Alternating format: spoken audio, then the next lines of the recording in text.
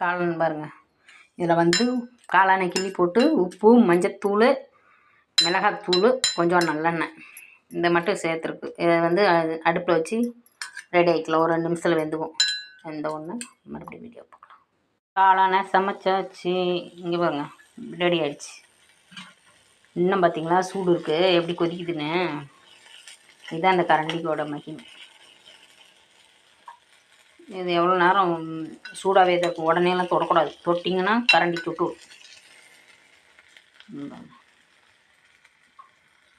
நல்லா வாசமாக இருக்கும் தாளிக்கிற கரண்டினா. இதில் முட்டையே வறுத்து பாருங்கள் எப்படி இருக்கும். நல்லா வாசமாக இருக்கும். இந்த கரண்டி வந்து துறா பிடிக்காமல் இருக்கிறதுக்கு இப்போ கழுவிட்டு மறுபடியும் அதிலே லைட்டாக எண்ணெயை தொட்டு கரண்டி சுற்றி தடவி விட்டால் துறா பிடிக்காமல் புதுசாக மாதிரியே இருக்கும். இது இந்த இரும்பு கரண்டி வந்து அப்படி தான் பாதுகாப்பு பண்ணி வைக்கணும். ஏன்னா நம்ம ஒரு நாளைக்கு தாளிப்போம், அப்புறம் எப்போயாவது ஒரு நாளைக்கு தான் தாளிப்போம்.